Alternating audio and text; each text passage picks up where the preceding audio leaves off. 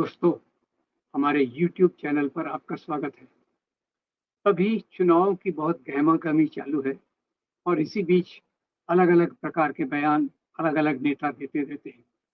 हमारे प्रधानमंत्री तो खैर इसमें काफ़ी आगे हैं कि दूसरों के तथ्यों को तोड़-मरोड़ कर वो खुद के बातों को कैसे रखना चाहते हैं और इस बार तो ऐसा दिख रहा है कि उनके पास खुद की कुछ उपलब्धियाँ हैं ही नहीं। इसलिए ज़्यादातर वो विरोधियों का, विपक्षियों का जो है, उन्हीं की आलोचना में वो व्यस्त रहते हैं और आलोचना के साथ-साथ एक बार अभी उन्होंने खुद के बारे में कहा और वो क्या कहा? उन्होंने कहा ये 10 साल में जो हुआ है, वो तो केवल ट्रेलर है और इसके बाद जब मैं सत्ता पे आऊँगा, 400 से ज़्यादा वो सीट्स लेकर, तो देखना और कितनी तरक्की होगी। तो इसी से मुझे लगा कि ज़रा थोड़ा-सा रिव्यू किया जाए कि पिछले 10 सालों में इन्होंने क्या-क्या उपलब्धियाँ देश के लिए प्राप्त की और इन उपलब्धियों में सबसे पहले तो हमारी जो व्यवस्था है, उसके बारे में हम बात करें। हमारी एक लोकतांत्रिक व्यवस्था है, एक कैबिनेट सिस्टम है। कैबिनेट सिस्टम में प्रधानमंत्री जो होता है, वो बाकी सब मंत्रियों में सबसे पहला मंत्री होता है। मोदी जी के आने के बाद क्या हुआ है कि कैबिनेट सिस्टम के बदले एक छत्र केवल प्रधानमंत्री का राज है। सभी निर्णय वो खुद लेते हैं और सभी सेक्रेटरीज शायद उनको रिपोर्ट करते होंगे। इसीलिए आप देखेंगे बड़े-बड़े निर्णयों में भी उनके सहयोगी मंत्रियों का ज़्यादा हाथ नहीं होता। 2 घटनाएँ मैं आपको बताना चाहूँगा। एक तो नोटबंदी जिसमें उन्होंने दावा किया कि मैं कर रहा हूँ और अगर इसमें असफलता मिली तो आप मुझे किसी भी चौराहे पर वगैरह-वगैरह। अब ये नोटबंदी का जो उन्होंने फैसला लिया, उसके कारण करीब 100 लोग नोट बदलाते हुए लाइनों में खड़े होकर मारे गए और उसके बाद सबसे बड़ी बात तो ये है कि जो दावा था कि इससे ब्लैक मनी वापस आ जाएगी सर्कुलेशन से, तो आखिर में निकला ये कि पूरी करेंसी जो थी वो 98% वापस सर्कुलेशन में आ गई।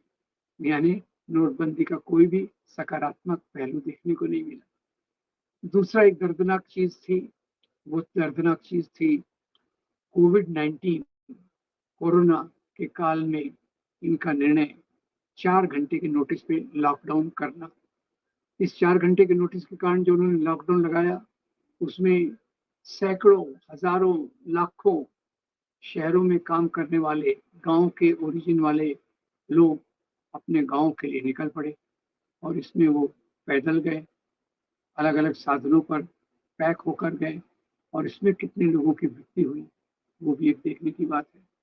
अभी तो और भी बात खबर में आई कि जो वैक्सीन को इन्होंने प्रमोट किया था, उस वैक्सीन में भी कुछ गड़बड़ है और वो वैक्सीन के मालिक ने इनको इलेक्टोरल बॉन्ड के ज़रिए 50 करोड़ से ज़्यादा का चंदा भी दिया था।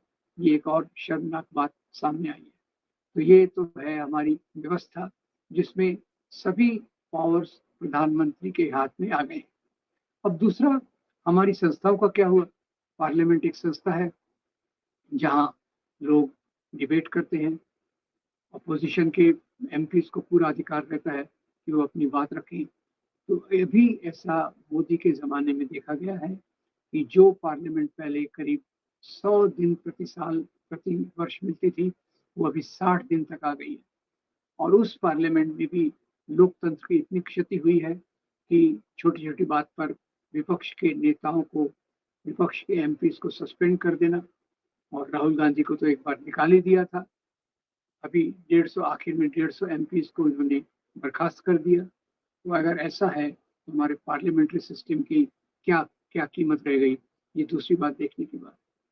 तीसरी, हमारी जो स्वायत्त संस्थाएं हैं संविधान के आधार पर बनी हुई, ईडी, आईडी, आईटी, सीबीआई और बाकी संस्थाएं जो स्वायत्त रूप से काम करना चाहिए, वो अभी ज़्यादातर प्रधानमंत्री के इशारों पे काम करती हैं और ज़्यादातर उनका फोकस विपक्ष के नेताओं को के ऊपर केसेस चलाने में होता है।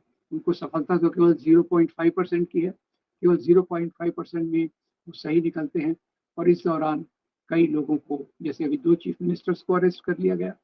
ये एक बात भी बड़ी दुखद है कि हमारी व्यवस्थाओं को और तो और इलेक्शन कमीशन में जो स्वायत्त होना चाहिए, इलेक्शन कमीशन के चुनाव में अभी पूरी तौर से सरकार का दबदबा है, क्योंकि जो सुप्रीम कोर्ट का एक इसमें प्रतिनिधित्व होता था उसको खत्म कर दिया गया है। इसके चयन समिति के 3 लोगों में से 2 तो सरकार के हैं और एक विपक्ष का नेता है। तो जहाँ तक हमारी लोकतांत्रिक व्यवस्था जो पिछले 70 साल में काफी विकसित हुई थी, काफी उसमें परिपक्वता आई थी, उसको समाप्त करने की पूरी कोशिश की गई है। अब जहाँ तक हमारे लोकतंत्र का सवाल है, लोकतंत्र के सवाल में वीडिम नाम का एक इंस्टीट्यूट है स्वीडन का, जो साल के साल ये बताता है कि किसी देश में लोकतांत्रिक अवस्था कैसी है। तो अभी पिछले 1 साल में ही हमारा स्थान 150 से लेकर 161 तक गिर गया है। पहले कहा जाता था कि ये चुना हुआ अधिनायकवाद है, अभी कहा जा रहा है कि अभी एक बहुत खराब प्रकार का अधिनायकवाद यानी डिक्टेटरशिप यहाँ आ गई है। ऐसे ही जो दूसरा एक रहता है, जैसे रुवांडा में हुआ था जिनोसाइड, जिनोसाइड की स्केल पे भी भारत 8वें स्थान पर है, 10 स्थानों में से 8वें स्थान पर है। ये भी एक काफी खतरनाक बात है। तो ये हमारी लोकतांत्रिक व्यवस्था की जो स्वतंत्रता है उसके बारे में बताता है। भारत का स्थान लोकतंत्र की अवस्था में, लोकतंत्र के इंडेक्स में कितना गिर रहा है।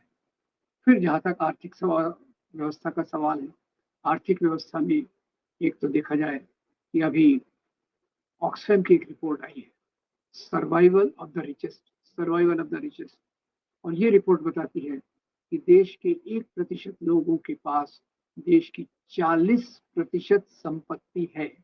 देश के 1% लोगों के पास 40% संपत्ति है और नीचे के 40% लोगों के पास केवल 3% संपत्ति है। यानी हमारी जो आर्थिक गैर बराबरी है वो इस दौरान कितनी बड़ी है। बड़े बड़े पूंजीपति या तो संपत्ति लेकर भाग गए हैं या उनका लोन नॉन परफॉर्मिंग एसेट्स के माध्यम से माफ कर दिया गया है, जबकि किसानों की हालत बद से बदतर होती जा रही है, उनके लोन को माफ करने का कोई सवाल नहीं होता। तो ये जो आर्थिक व्यवस्था में गैर बराबरी है उसका जो रिफ्लेक्शन मिलता है कि 80 करोड़ लोगों को आज फ्री राशन पे जीना पड़ता है। ये किस बात का द्योतक है? ये इस बात का द्योतक है कि गैर बराबरी बढ़ रही है, गरीबी बढ़ रही है। फिर इसी से जुड़ा हुआ आता है हंगर इंडेक्स। हंगर इंडेक्स में हम फिर से गिर गए और लगातार नीचे गिर गए और अभी हमारा स्थान बांग्लादेश और पाकिस्तान के भी नीचे है। यानी यहाँ के जो न्यूट्रिशनल लेवल है, खाद्य का लेवल है, वो पहले से फिर से और गिर गया है। इसी के साथ साथ आता है freedom of press. Freedom of press में भी देश की जगह लगातार गिरती जा रही है। और ये आंकड़े जो आते हैं, मैं मोटे तौर पे बता रहा हूँ, पिछले साल से इस साल ये आंकड़े प्रेस फ्रीडम में भी नीचे हो गए हैं। जो हमारी धार्मिक स्वतंत्रता है, धार्मिक स्वतंत्रता में तो United Nations commission for international freedom of religion जो है नाम की संस्था, वो बताती है कि भारत एक ऐसा देश है जो अल्पसंख्यकों के रहने के लिए पहले से ज्यादा खतरनाक होते जा रहा है। ऐसे ही ओपन डोर्स नाम की एक संस्था है, वो बताती है कि भारत ये यहाँ के क्रिश्चियंस लोगों के लिए रहने के लिए एक प्लेसेस ऑफ कंसर्न, यानी ऐसी जगह है जिस पर ध्यान दिया जाना चाहिए। यहाँ ठीक से उनकी जो सुरक्षा है वो नहीं हो रही। तो जो भी दुनिया भर के इंडाइसेस हैं उसमें भारत लगातार गिर रहा है। वो प्रेस की स्वतंत्रता का हो, हंगर इंडेक्स हो, इसको मैंने अपने एक लेख में विस्तार में बताया है कि क्या भारत का स्थान ज्यादातर 100 के नीचे ही होता है। 128 है तो भारत का स्थान 121 रहेगा, ऐसा जनरल पैटर्न पूरा देखने को आया है। तो ये अगर 10 साल की उपलब्धि थी, तो आगे अगर खुदा न खास्ता ये फिर से सत्ता में आ गए, हमारी आर्थिक आर्थिक व्यवस्था का क्या हाल होगा, प्रेस फ्रीडम का क्या हाल होगा, लोकतंत्र के मानकों का क्या हाल होगा, गरीबी का किस प्रकार से होगा, और तो और यहाँ जो किसानों को एमएसपी मिलना चाहिए वो भी नहीं मिल रहा, तो इन किसानों की अवस्था का क्या होगा। ये सब चीजें एक हमें परेशान करती हैं कि उनका जो दावा है, ये जो अभी हुआ है, ये तो केवल ट्रेलर है और पूरा तब होगा जब वो फिर से चुनाव में जीत कर आ गए। तो ये एक देश आज एक बहुत कठिन मोड़ पे खड़ा है, जहाँ एक व्यक्ति अपनी तानाशाही से और हिंदू राष्ट्र की विचारधारा से देश के आम लोगों की परिस्थिति को पहले से बिगाड़े जा रहा है। देश की आर्थिक व्यवस्था, इंडस्ट्रियल साइंटिफिक डेवलपमेंट और साइंस का जहाँ तक आप कहें तो यहाँ इस प्रकार की बातें की जा रहे हैं जो प्रधानमंत्री के द्वारा कि जैसे नाली में से गैस निकाल कर चाय बना सकते हैं, या फिर प्राचीन काल में कोई प्लास्टिक सर्जन था जिसने हाथी के शरीर को मनुष्य के शरीर पर लगाया। और ज़्यादा आज जो रिसर्च की फंडिंग हो रही है और जो प्रेरणा मिल रही है, इसी प्रकार के श्रद्धा के आधारित ज्ञान को मिल रही है। वो ज्योतिष शास्त्र हो, हमारी पौराणिक कथाएं हो, इन पर ज़्यादा जोर दिया जा रहा है।